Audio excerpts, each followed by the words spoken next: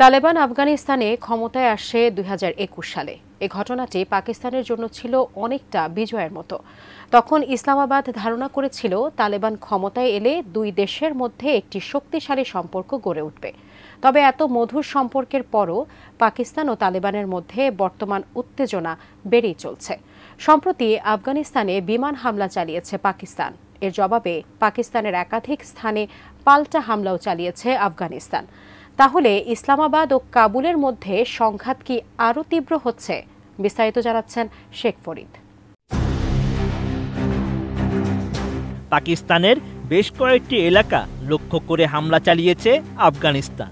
আফগান ভূখণ্ডে পাকিস্তানের বিমান হামলার কয়েকদিন পরই এই পাল্টা হামলা চালায় তালেবান বাহিনী। এক বিবৃতিতে এমন তথ্য জানায় আফগানিস্তানের প্রতিরক্ষা মন্ত্রণালয়। শেকড় থেকে শিখরে। চীনের রাষ্ট্রায়ত্ত বার্তা সংস্থা সিনহুয়া জানায়, সীমান্তে আফগানিস্তানের সামরিক বাহিনীর সঙ্গে পাকিস্তান বাহিনীর ব্যাপক সংঘর্ষ চলছে। এ সময় পাকিস্তানের অন্তত ১৯ সেনা নিহত হয়েছেন, আর আফগানিস্তানের ৩ বেসামরিক নাগরিক নিহত হয়েছে। দুই দেশের কর্মকর্তারা জানান, পাকিস্তানের খাইবার পাখতুনখাওয়া প্রদেশ এবং আফগানিস্তানের খোস্ত প্রদেশের মধ্যবর্তী সীমান্ত এলাকায় দুই দেশের সীমান্তরক্ষী বাহিনীর মধ্যে বিক্ষিপ্ত সংঘর্ষ হয়েছে। এতে উভয় দেশের সীমান্তরক্ষী বাহিনী ভারী অস্ত্রের ব্যবহার করেছে বলে জানিয়েছে রয়টার্স।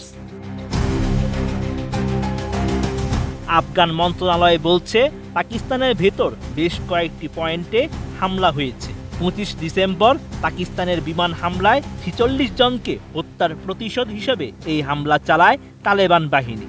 আর এই হামলাটি হয় ডুরান্ট লাইন বা কাল্পনিক লাইনের বাইরে।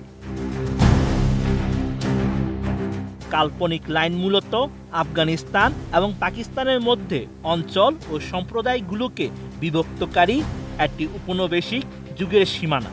১৯৪৭ সালে পাকিস্তান প্রতিষ্ঠার পর কোনো আফগান সরকার এটিকে আনুষ্ঠানিকভাবে স্বীকৃতি দেয়নি। কাল্পনিক লাইন আন্তর্জাতিকভাবে দুই দেশের সীমানা হিসেবে স্বীকৃত। পাকিস্তান প্রায় সম্পূর্ণরূপে এটি বেড়া দিয়ে রেখেছে। আফগানিস্তানে কাল্পনিক লাইন একটি আবেগময় বিষয় হয়ে দাঁড়িয়েছে, কারণ এই সীমান্তের দুই পাশে পশতুনদের বিভক্ত করে রেখেছে। এদিকে মন্ত্রিসভার এক ভাষণে পাকিস্তানের প্রধানমন্ত্রী শাহবাজ শরীফ জানান, কাবুলের সঙ্গে ভালো সম্পর্ক চায় ইসলামাবাদ, কিন্তু পাকিস্তানের নিরপরাধ মানুষদের হত্যা করা থেকে তেহরিকে তালেবান পাকিস্তানকে থামাতে হবে। এটি পাকিস্তানের red line. Sheikh Farid, ATN news.